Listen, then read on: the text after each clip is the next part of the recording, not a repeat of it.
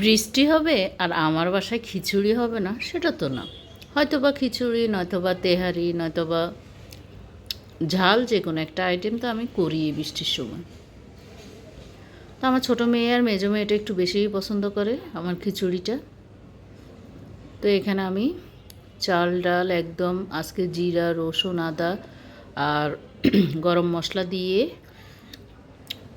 ভালো করে চাউলটা ভেজে তারপরে খিচুড়িটা বসিয়ে দিলাম। যদিও আমার ছোটো মেয়ে বলছে একদম নরম করে খিচুড়ি করার জন্য, কিন্তু আমার নরম করে খিচুড়িটা আসলে করি নেই, একটু শক্ত করেই করছি। তারপরে ও যেরকম খায় ওই রকমই করলাম। আর এখানে একটু ঝাল মুরগি করব। এটা অবশ্য আমি ঠিক 8টার সময় বসাইলাম, রাত্রের জন্য এই জিনিসটা রেডি করতেছি। কারণ আজকে বৃষ্টি দেখে আমার এমনিতে সকালে খিচুড়ি করার কথা ছিল, সকালে করি নাই। সকালে একটু